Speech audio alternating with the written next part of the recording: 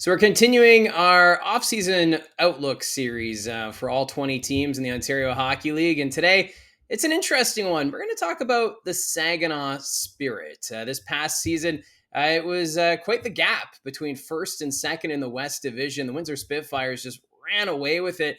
Well, the Saginaw Spirit did make things interesting. Of course, they won the Memorial Cup Championship in 2024. So there was some questions going into this season of what team would we see? Would we see a sell-off? Would we see a team that would stand pat, maybe add? But either way, this team did a little bit of everything during the 2024-25 season and still ended up with home ice advantage in the first round of the playoffs after having a record of 38, 27, 2, and 1. Good for 79 points. However, they would face the Erie Otters in the first round and would be upset in game 5 of that series, so 4-1. Obviously, injuries were a problem. Andrew Oak, the goaltender, missing significant time down the stretch. So this team had a difficult time keeping pucks out of the net. Penalties were also a problem, as at times discipline would be an issue for this hockey team. But, I think if you're a fan of the Saginaw Spirit, you still have to be happy with what you saw as Michael Misa setting franchise records along with Zane Parekh, as it was just a continuation of where they left off when they were hosting the Memorial Cup. And in the 23-24 season, they had 102 points to win the West Division. They wanted to win the OHL championship that year, but unfortunately fell short in the Western Conference final, losing to the London Knights.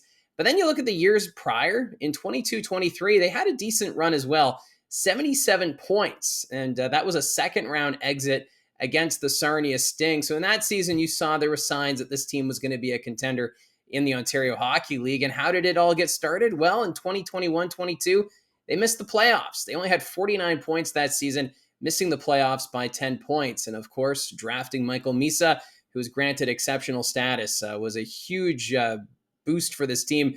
And just the scouting of the Saginaw Spirit and the drafting was just outstanding. And I think that's why the Saginaw Spirit team, I don't think they're done yet. So let's look at the top 10 scores from last season. It all starts with Michael Misa, 62 goals, 72 assists, 134 points. Of course, he was just named the Red Tilson Trophy winner for most outstanding player in the Ontario Hockey League. He's expected to be maybe a top 3 draft pick at the NHL draft next month. So Michael Misa, just outstanding. One of probably the top talent to ever wear a Saginaw Spirit jersey. But you could also give an argument to Zane Parekh, who is number 2 in scoring for the Saginaw Spirit last season. 33 goals, 74 assists, 107 points. And remember, Parekh's a defenseman.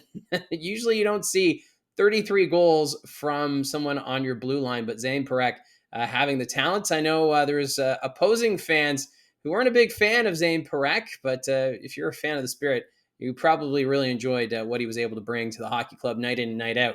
Now, third in scoring was Kayla Mangoni, 33 goals, 50 assists, 83 points. Christian Epperson had a great year for Saginaw, fourth in scoring, 27 goals, 53 assists, 80 points. Fifth in scoring, who only played, I believe it was 23 games this season, Igor Chernyshov, 19 goals, 36 assists, 55 points. Imagine what Saginaw could have done if Chernyshov would have been there all season. Of course, he missed most of the year due to an injury, and then the San Jose Sharks eventually sending him down. He still was over a point per game in the playoffs, as Chernyshov, he was so much fun. I was so glad that he was healthy and in the lineup when the Saginaw Spirit were in Barrie this season. Just to see him in person was something else. And then Carson Harmer, the rookie, sixth in scoring, 23 goals, 27 assists, 50 points. Jacob Kluche, also in his first season in the Ontario Hockey League, 23 goals, 24 assists, 47 points. Demian Zhilkin, eighth in scoring, 16 goals, 27 assists, 43 points. Ninth is Nick Sema, 18 goals, 17 assists, 35 points. And rounding out the top 10 in scoring for Saginaw last season was James Go, 8 goals, 26 assists, 34 points. So a good blend of veteran players and up-and-coming young talent on that top 10, well represented for Saginaw last season. And then they added at the OHL draft another forward, this time picking 13th overall, Ryan Hannaran. 6 goals, 4 assists, 10 points in 23 games. He played with the Mississauga Reps. Now his stats, they don't jump at you as being flashy, but he's a centerman, and I think the idea is you draft that center depth and develop it, and I think they see a lot of potential with Hannaran. He's already signed commitment with the Saginaw Spirit. So some good, good indications there for the Spirit as they head into the 25-26 season. And they have a lot of overage candidates to choose from. So your 2005 born players going into next year, it starts with a handful of forwards: Sebastian Gervais, Lincoln Moore. He only played a handful of games. He was a free agent signing. Caden Johnston, who they acquired from the Sarnia Sting at the OHL trade deadline. And then there's Nick Sema and Igor Chernyshov. Now, Chernyshov would take an import spot as well. I think it's highly unlikely the San Jose Sharks send him back to junior. He'll probably play in the American Hockey League, although missing the amount of time that he did last year, maybe there's an off chance that the San Jose Sharks would like to see what Chernyshov could do at this level in junior, but the odds are he's not coming back. But it would be, if you're a fan of the OHL, you'd probably love to see Chernyshov playing next year with the Saginaw Spirit. And then just one defenseman is 2005 born, and that's James Go. So there's some tough choices here for Dave Drinkle and the management of the Saginaw Spirit to decide who are going to be your three overagers. I think for Saginaw, they'll be one of the teams that's going to have extra overagers when the season starts. You can carry more than three, but you can only dress three per game. And you've got some good candidates there, but this team could also make some moves. So going forward, this team, I kind of thought last year maybe they would do a bit of a sell-off because they traded away a lot of draft picks going all in for the Memorial Cup in 2024. But with the talent of Misa and Parekh, they decided to stand pat for the season. They had a good start. They slipped a little bit, and I think that was because of the penalty troubles and some health issues. Then when Chernyshov came back, it was just a whole other weapon for this team going into the second half of the season. They did do a bit of a sell-off, of course, trading away Joey Willis, Ethan Hay, and Will Bishop to the Kingston Frontenacs. But even though they sold off, they stood pat on some of their talent and adding a player like Caden Johnston. So they did a little bit of everything last year.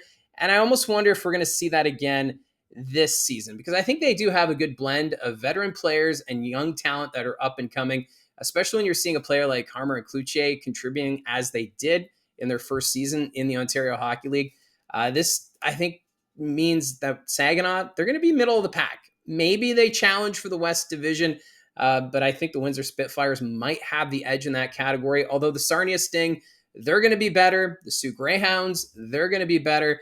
It's just Flint. That's the question mark in the West Division. But when we get closer to the 25-26 OHL season, I'll do a preview video of each division. But I feel as though Saginaw could be a team that makes things interesting in the Western Conference. Goaltending, though, will be a bit of a question mark for this team.